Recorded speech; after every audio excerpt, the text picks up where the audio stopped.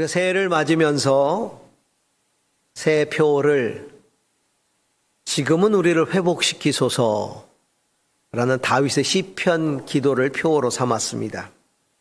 지금은 우리를 회복시키소서. 회복이라는 게 무엇입니까? 회복은 어그러지고 무너지고 깨어지고 사라진 것들을 다시 되돌리는 게 회복입니다. 작년 안에 우리가 팬데믹 상황 속에 예배하면서 또 신앙생활하면서 가장 힘들었던 게 무엇입니까? 하나님과의 친밀감에 대한 불확실성입니다. 정말 하나님이 나와 함께 계실까? 가까이 하고 계시는 걸까? 반대로 나는 지금 하나님을 가까이 하고 있는 걸까? 이런 의심이 많이 들었습니다. 우리가 이렇게 이 의심을 하게 되는 것은 하나님과의 친밀감이 신앙의 기본이기 때문입니다. 과거 믿음의 선진들이 핍박을 받고 순교를 당하면서도 장엄할 수 있었던 것은, 담대할 수 있었던 것은 하나님이 지금 나와 함께 하고 계시다는 확신 때문이었습니다. 예수님이 십자가에 돌아가실 때 극한 고통의 순간에 하나님께 버림받는 것 같은 그런 느낌이 드셨습니다. 그래서 이렇게 외쳤죠. 나의 하나님, 나의 하나님 어찌하여 나를 버리시나이까. 그렇지만 그것도 잠시 예수님에게는 하나님이 함께 하신다는 확신이 들었습니다. 그래서 그 고통의 순간에 하나님께 무지한 사람들의 용서를 구했고, 그리고 강도에게 낙원을 약속하셨으며 자신의 영혼을 하나님께 의탁할 수 있었던 것입니다. 작년 안에 하나님과의 친밀감이 흔들렸던 이유가 무엇일까요? 그것은 우리의 신앙생활의 틀이 깨어졌기 때문입니다. 새벽에 나가 기도하고 주일에 예배드리고 헌금하고 봉사생활하고 소그룹 모임을 갖고 또 선교, 단기 선교 나가고 이런 일상들이 깨어지면서 하나님과의 친밀감이 흔들리게 된 것이죠. 나에게 하나님과의 친밀감을 느끼게 해줬던 신앙의 기반들이 무너지면서 친밀감도 흔들렸을 뿐만 아니라 실제로 친밀함이 흔들렸습니다. 우리가 비대면 예배를 시작하면서 처음 비대면 예배를 드릴 때 우리의 마음가짐은 이랬죠. 정말 경건한 마음으로, 비록 내가 비대면으로 온라인으로 예배를 드리지만 정말 경건한 마음으로 하나님을 예배해야 되겠다, 이렇게 생각했는데 시간이 흐르면서 정말 이 비대면의 예배가 정말 내가 원하는 그런 예배의 그 상황이 되지 못하고 나의 예배의 삶이 점점 무너져 내리는 것을 우리는 경험했을 겁니다. 그래서 종교생활의 규례라는 게 사실은 필요합니다. 형식, 규례, 이것들이 우리의 연약한 신앙을 붙들어주는 데 있어서 일조하지요. 하지만 우리가 기억해야 할 것은 그것이 신앙의 본질은 아니라는 겁니다. 만일 그것이 신앙의 본질이었다면 하나님께서 이스라엘 백성들이 제사를 드리도록 세우신 성전이 회파되도록 허락하지 않았을 겁니다. 법궤가 빼앗기도록 허락하지 않으셨을 겁니다. 또 그것이 본질이라면 선교를 명하시면서 제자들에게 먼저 어디 가든지 종교적인 규례와 형식들을 세우라고 먼저 이야기를 하셨을 겁니다. 하지만 주님의 지상 명령에는 그런 것이 하나도 없습니다. 단지 가서 모든 족속으로 제자를 삼으라, 세례를 주라, 내가 분부한 모든 것을 가르쳐 지키게 하라, 만민에게 복음을 전파하라, 그렇게 말씀하셨죠. 이게 본질이기 때문입니다. 그러므로 신앙의 회복도 그것을 회복하는 데서 시작되어야 하는 겁니다. 어떤 상황 속에서도 하나님을 가까이 하는 영성, 그것이 먼저 회복되어야 합니다. 가끔은 제가 군 시절의 추억을 떠올리곤 합니다. 매우 힘들었던 시간들이죠. 사회에서 누렸던 것들, 행했던 것들을 마음대로 할 수 없었습니다. 자유가 구속되고요. 그리고 그쪽에서 요구하는 그런 틀에 꽉 짜인 그런 생활과 의무들을 이행할 수밖에 없었습니다. 처음에 군에 들어가서 며칠 밤에 잠을 자기가 어려웠습니다. 마음이 너무 힘들고 슬퍼지고 뒤숭숭하고요. 때로는 이 군생활이 너무 힘이 들어서 고통스러워서 탈영을 하고 싶어질 때도 있었습니다. 그러다 어느 순간에 내가 이 상황을 받아들여야만 살 수 있다는 생각을 하게 됐습니다. 그러면서 내가 할 수 있는 최선, 그것이 뭘까를 생각하고 그 최선을 다하면서 군생활을 해야 되겠다라는 마음가짐이 바뀌게 됐죠. 그런데 문제는 이런 상황들이 나를 지배해 버렸다는 겁니다. 상황을 받아들이긴 했는데 상황에 지나치게 적응을 해버린 겁니다. 그래서 가치도 무너져 버렸습니다. 신앙의 삶도 무너졌습니다. 그러면서 제 삶이 무너지는 것 가운데 자괴감을 느끼게 됩니다. 그래서 내가 지켜내야 할 가치가 무언가, 또 그 가치대로 살아가야 할 삶은 무언가를 깊이 고민하고 다시 정리를 하기 시작했습니다. 그렇습니다. 어떤 상황 속에서도 우리는 하나님을 가까이 하고자 하는 가치, 그리고 하나님을 가까이 하는 삶을 회복해야 합니다. 상황에 순응한다고 혹은 상황에 적응하지 못해서 하나님을 멀리해서는 안 되는 것이죠. 그러므로 우리가 회복해야 할 신앙생활의 그 첫 번째는 하나님과의 친밀함의 회복일 것입니다. 하나님을 가까이 하는 것입니다. 자, 그렇다면 하나님과 친밀한 영성의 회복이라는 것은 과연 무엇일까요? 오늘 본문을 통해 몇 가지 살펴봅니다. 그 첫 번째입니다. 친밀한 영성의 회복은 하나님을 향해 내 영혼이 다가가는 겁니다. 내 영혼이 다가가는 겁니다. 오늘 시편 기자 다윗의 기도는 이렇게 시작합니다. 고백은 이렇게 시작합니다. 나의 영혼이 잠잠히 하나님을 바란다. 영혼이 하나님께 나아간다는 겁니다. 친밀한 영성의 회복, 하나님과의 친밀감의 회복은 내 영혼의 상태에서부터 비롯됩니다. 내 영혼의 상태가 하나님과의 친밀감의 척도라는 겁니다. 내가 하나님과 친밀하지 못할 때는 내 영혼이 나를 지배하는 삶을 살지 못합니다. 그때는 무엇이 나를 다스릴까요? 세속의 가치가 지배하는 나의 생각, 그리고 육체의 안일함을 추구하는 나의 욕망이 나를 지배한다는 겁니다. 잠시 전 제가 군대 얘기를 드렸는데요. 적응한답시고 군에 있는 사람들, 군인들이죠.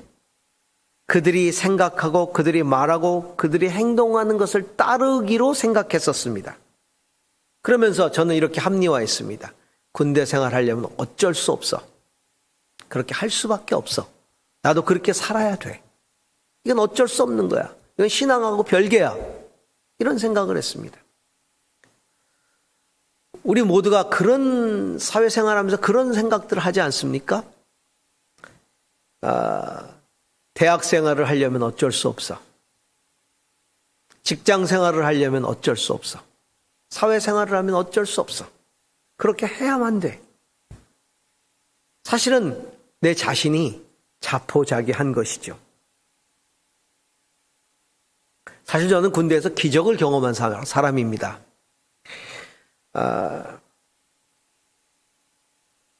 제가 교육을 받으면서, 이 자대를 배치받기 전에 교육을 받으면서 단짝 신앙 친구 셋이 있었습니다. 이 신앙 친구 3명이 늘 기도를 하고 예배를 드리고 그렇게 신앙의 우위를 다졌습니다. 심지어는 금요일이 되면 모포를 가지고 옥상으로 올라가서 셋이서 철야기도 한답시고 모포 뒤집어 쓰고 기도하다가 불침번한테 걸려가지고 기합을 받은 적도 있고요. 참 뜨겁게 그렇게 셋이서 기도를 했는데 지금 생각해도 우스운 것은 그때 우리의 기도 제목은 딱 2개였습니다. 거창하게 민족 통일을 위해서 기도한 것도 아니고 나라와 민족을 위해서 기도한 것도 아니고요. 군인의 복음화를 위해서 기도한 것도 아니고요. 딱 2가지였습니다. 후방 가게 해주세요. 셋이 같이 가게 해주세요. 근데 사실 이게 불가능한 일입니다. 왜냐하면 이 군번이 떨어져 있기 때문이죠. 그런데 놀라운 것은 기적이 일어났습니다. 이 셋이 같은 부대에 충청북도에 같이 배치가 돼버린 겁니다. 사실은 있을 수 없는 기적인데 이런 기적이 일어났습니다. 하나님은 정말 살아계심을 확고히 느꼈죠. 그럼에도 불구하고 군대 생활은 다른 문제였습니다. 이건 삶의 문제였죠. 막상 군대라는 조직 안에서의 삶을 시작하자마자 제 생각과 육체는 눈에 보이는 조직의 가치와 삶의 방법들을 따르기 시작했습니다. 그것이 깨어지게 된 것, 아니면 그것을 깨뜨리게 된 것은 제가 더 이상 이렇게 살아서는 안 된다는 자의식을 갖기 시작하면서부터였습니다. 이렇게 무너지면 안 된다. 철저하게 깨닫고 회개하기 시작했습니다. 그리고는 비로소 나의 영혼을 하나님 앞에 드리기 시작했습니다. 그 전까지는 영혼에 대한 생각을 하지 않았습니다. 그저 그 조직 안에서 생각나는 대로 살았습니다. 하고 싶은 대로 했습니다. 그런데 그것을 깨닫고 회개하고 나서는 하나님 앞에 나를 드리기 시작했습니다. 내 영혼을 드리기 시작했습니다. 어떻게 드렸냐고요? 다시금 하나님의 말씀 앞에 귀를 기울이기 시작했습니다. 성경을 보고 기도 생활을 시작했습니다. 하나님의 뜻을 구하기 시작했습니다. 다윗의 시편에 이런 기도가 있습니다. 시편 143편 8절 말씀입니다. 같이 읽도록 하겠습니다. 아침에 나로 하여금 주의 인자한 말씀을 듣게 하소서. 내가 주를 의뢰함이니이다. 내가 다닐 길을 알게 하소서. 내가 내 영혼을 주께 드림이니이다. 다윗이 내 영혼을 주께 드린다고 고백하죠. 내 영혼을 주께 어떻게 드립니까? 아침에 주의 인자한 말씀을 듣고 주를 의뢰하고 나의 다닐 길을 내가 깨닫게 되고 그 길을 걸어감으로써 나의 영혼을 주님 앞에 드리는 겁니다. 그렇습니다. 내 영혼을 주님 앞에 드리는 삶이 하나님께 친밀하게 다가가는 삶의 시작입니다. 내 영혼을 주님께 드리는 겁니다. 어떻게 해요? 말씀에 깊이 귀를 기울이는 겁니다. 그리고 나의 다닐 길을 알게 해달라고 기도하고 그 길을 깨닫게 되는 겁니다. 내 생각이나 욕망이 아니라, 상황이나 사람이 아니라 성령이 나의 영을 이끄는 대로 살아가는 겁니다. 때로는 종교적인 규례와 법도와 형식들이 하나님을 향해 나를 이끌어 가기도 하지만 때로는 반대로 내 영혼이 진정으로 하나님을 만나는 것을 방해하기도 합니다. 내가 하나님의 길이 아닌 다른 길로 가고 있고 하나님이 기뻐하지 않는 삶을 살면서도 내가 형식적으로 그리고 규례를 따라 행하고 있다는 그것 때문에 내 영혼이 하나님과 가깝다고 착각할 수가 있다는 겁니다. 그런 종교적인 형식과 규례들이 나를 그렇게 만드는 거죠. 바로 예수님 시대의 종교인들의 모습입니다. 그들이 얼마나 말씀을 지키는데 철저했습니까? 절기를 지키는데 얼마나 철저했습니까? 그런데 그 철저한 자신의 규례에 묶여서 자신들이 하나님과 친밀하지 못함에 대해서 그들은 깨닫지 못했습니다. 급기야 하나님의 아들을 십자가에 죽였죠. 예수님은 그런 그 종교인들을 향해서 이렇게 말씀하셨습니다. 자신도 천국에 들어가지 못하고 남도 천국에 들어가지 못하게 하는 자들이다 라고 말했습니다. 우리 모두 금년에 하나님과의 친밀함을 위해서 규례가 아니라 형식이 아니라 관습이 아니라 내 영혼을 주님 앞에 드림으로 더 주님께 가까이 다가가는 그런 우리의 영성 가질 수 있기를 주의 이름으로 축원합니다.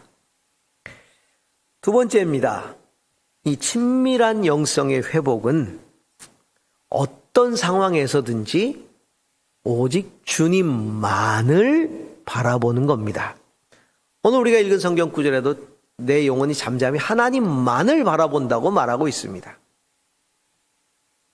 친밀함의 회복이라는 것은 관계의 회복입니다. 그 친밀함이 관계 아닙니까?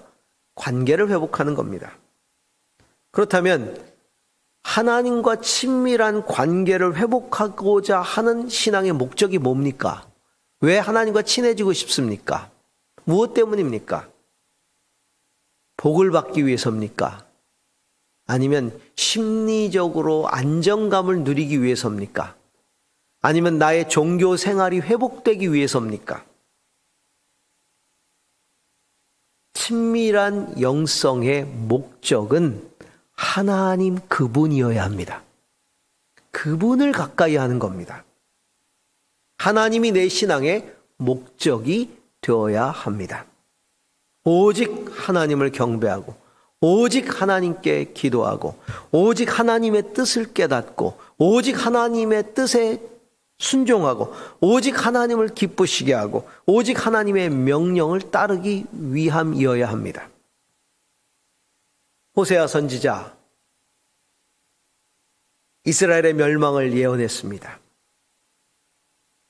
그러면서 이스라엘의 죄를 지적합니다. 그가 말합니다. 하나님 아는 것을 원한다.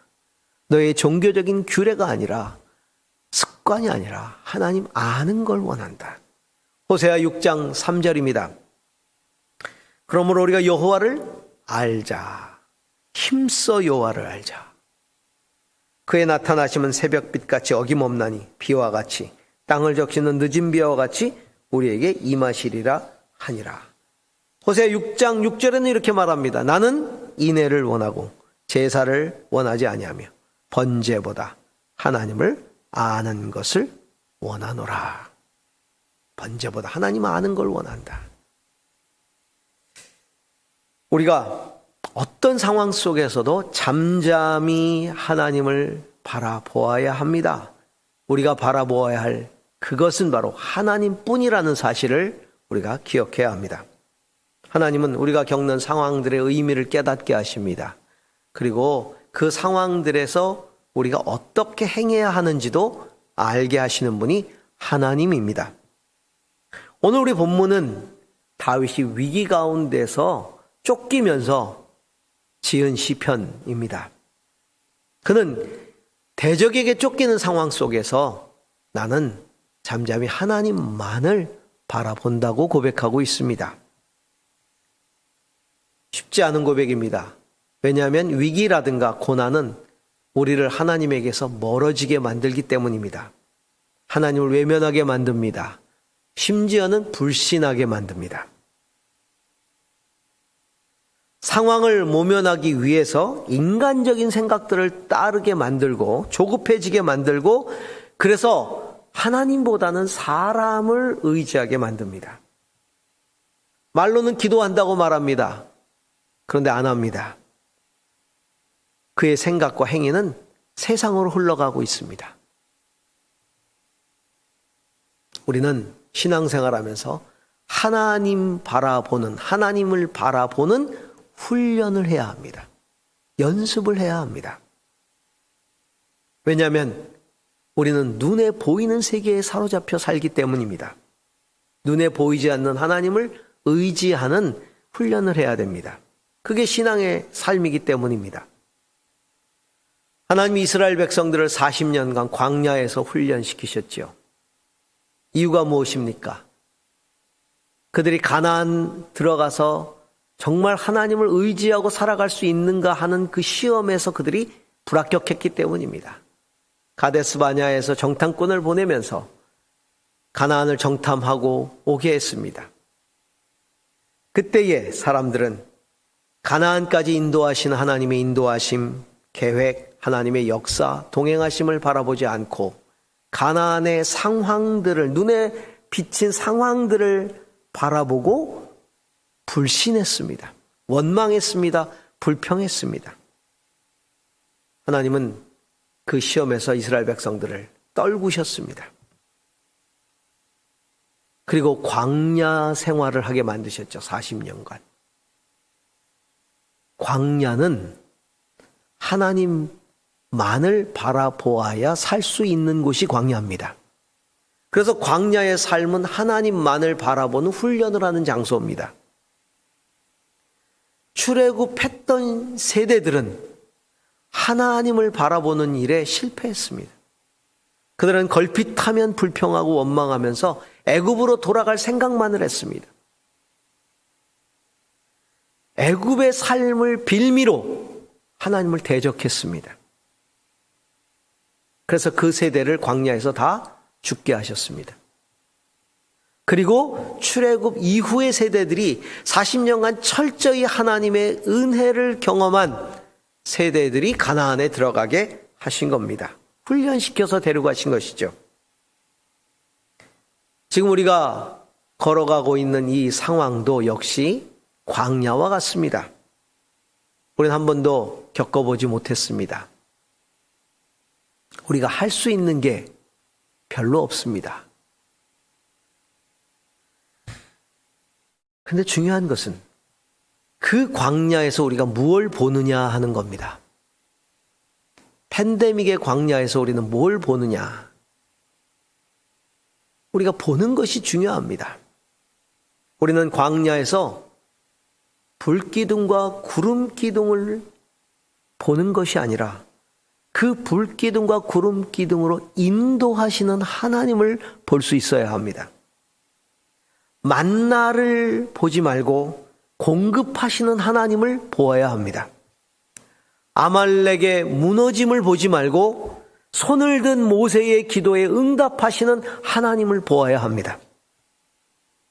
내가 기적의 현상만을 주목하고 있다면 그것들은 어느 순간 하나님의 은혜가 아니라 당연한 일상의 권리들로 내게 다가올 것입니다. 하지만 광야에서 여전히 나와 함께 하시는 하나님만을 바라볼 때 그 기적은 내게 은혜가 됩니다. 그럼 우리는 이 광야에서 하나님만을 바라보아야 할 것입니다. 하나님을 알아야 할 것입니다.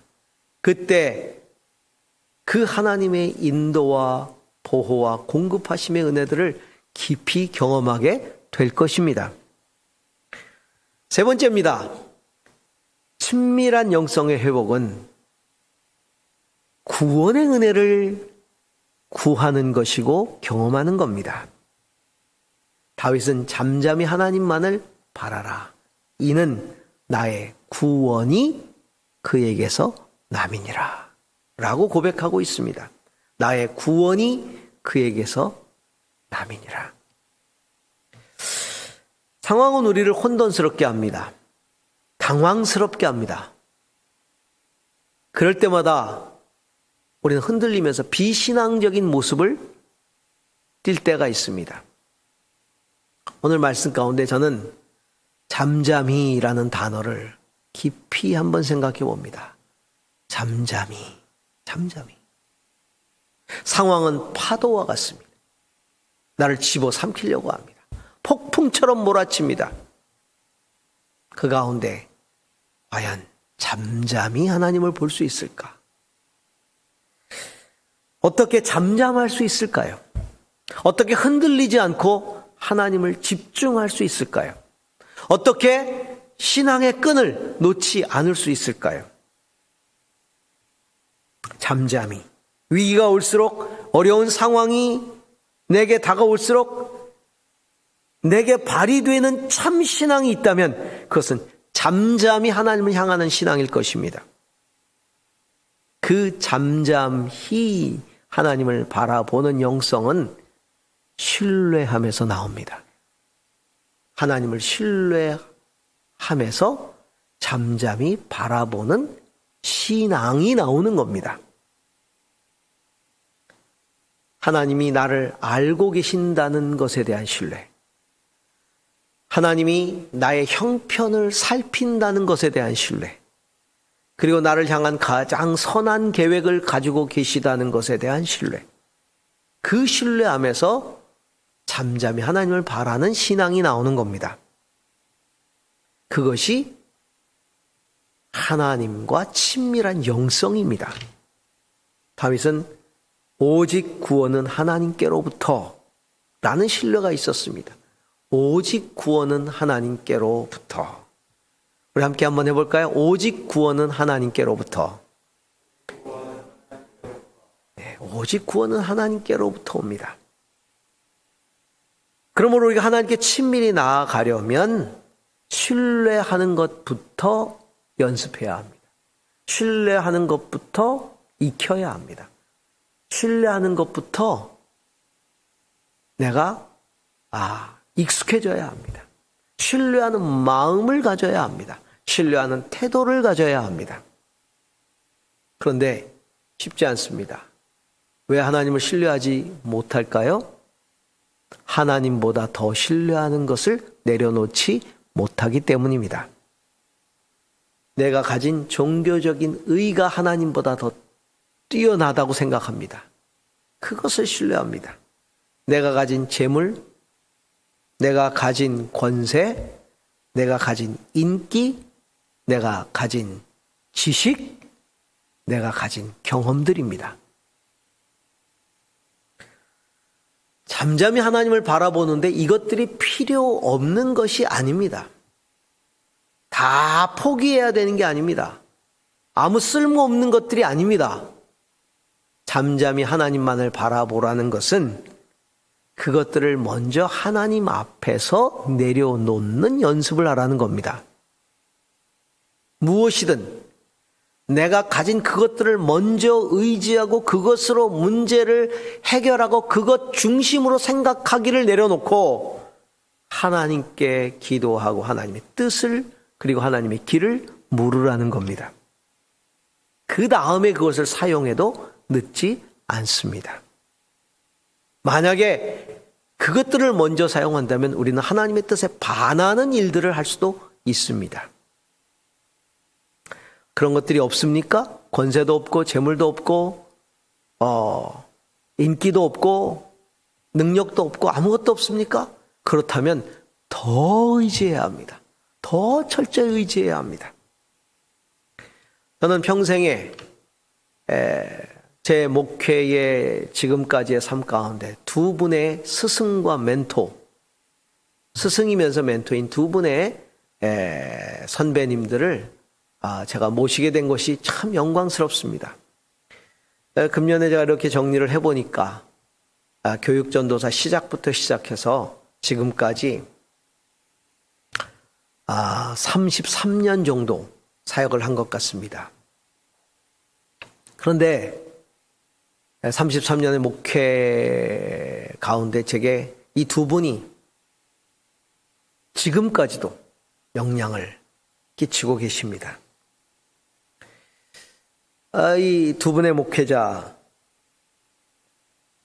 이분들께 사실은 목회를 배우는 게 쉽게 찾아오는 기회가 아닙니다. 많은 사람들이 그 두 분께 목회를 배우려고 참 소망을 했었습니다. 그래서 소망하면서 또 여러 가지 인맥을 동원하기도 하고 그렇게 해보려고 애를 많이 썼는데 쉽지 않은 걸 보게 됩니다. 사람들이 제게 묻고는 합니다. 어떤 배경을 가졌길래 이 두 분 밑에서 목회를 배우게 됐느냐고. 대단한 어떤 신앙적인 배경, 가문적인 배경 이런 것들이 있는 것처럼 묻습니다. 사실은 저는 아무 배경이 없습니다. 믿음도 제가 당대고요. 교계에는 더더욱 인맥이 없습니다. 제게 있는 것이라고는 사모함, 배우고 싶은 사모함. 사모하니까 기도하는 것밖에 없죠. 소망, 비전, 열정, 의지 이런 것들을 그저 하나님께 내어드리고 기도했을 뿐입니다. 하나님이 그 기도를 어여삐 여기셨던 것이죠. 그래서 인도해 주셨던 겁니다. 그렇습니다. 우리가 잠잠히 하나님을 바랄 때 하나님은 외면하시지 않습니다. 들어주십니다. 불쌍히 여겨주십니다. 긍휼히 여겨주십니다. 더 하나님 앞에 내려놓고 구할 때 하나님이 일하십니다. 이스라엘 백성들이 광야에서 물을 구합니다. 수없이 많이 불평도 하고 원망도 하고 물을 달라고 오랫동안 하나님께서 그렇게 신실하게 인도하시고 공급해 주셨건만 그날도 그렇게 물 때문에 하나님을 원망합니다. 그러나 하나님께서 모세를 시켜서 반석에서 물을 내라고 말합니다. 그런데 모세는 화가 났습니다. 끊임없이 불평하고 끊임없이 원망하는 불신앙의 그들을 바라보면서 화를 냈습니다. 그리고는 반석을 내리치며 말합니다. 내가 너희를 위하여 물을 내랴. 하나님은 분명히 반석을 명하여 물을 내라고 하나님이 시켰습니다. 그런데 모세는 내가 너희를 위하여 물을 내랴. 마치 자신이 백성들에게 물을 내는 주체가 된 것처럼 이야기를 합니다. 그것도 분노로, 원망으로, 불평으로. 그 순간 모세에게는 아버지 하나님의 긍휼이 사라졌습니다. 물론 모세를 충분히 이해합니다. 반복되는 그들의 불신앙에 화가 난 거죠. 그런데 하나님은 그 한 번의 실수로 모세를 가나안에 들어가지 못하게 하셨습니다. 하나님을 드러내지 못했다는 것입니다. 하나님의 마음은 하나님을 바라보는 자들에게 자비와 긍휼을 베푸시는 것입니다. 그러므로 우리는 어떤 상황 속에서도 잠잠히 하나님을 볼 수 있어야 합니다. 만약 내가 정말 폭풍 가운데, 내가 어려움 가운데 잠잠히 하나님을 바라보고 있는데 하나님이 그 나를 외면하시거나 나를 책망하셔서 그 바라봄이 의미 없게 만드신다면 내가 하나님을 바라볼 수 있겠습니까? 잠잠히 하나님을 바라보라는 것은 하나님에 대한 절대 신뢰 아니겠습니까? 그럴 때 하나님께서 긍휼을 베푸시고 은혜를 베풀어 주시는 겁니다. 제가 군대 이야기를 드렸습니다. 정말 무너지고 깨어지고 넘어지고 형편없이 됐습니다. 군대뿐 아니었습니다. 사회생활 할 때도 그랬습니다. 그런데 내게 회개의 영이 임하시고 정말 잠잠히 하나님 앞에 무릎 꿇고 하나님을 바라보았을 때 하나님은 한순간도 저를 외면하신 적이 없었습니다. 당신의 자비와 긍휼로 나를 안아주셨습니다. 그것이 하나님의 친밀함입니다. 우리 모두 잠잠히 하나님의 은혜를 구하고 신뢰하면서 그분께 나아가십시다. 오직 구원은 그분에게만 있습니다. 그래서 그분을 붙드는 겁니다. 나의 영혼이 잠잠히 하나님만 바라며 나의 구원이 그에게서 나오는도다. 기도하겠습니다.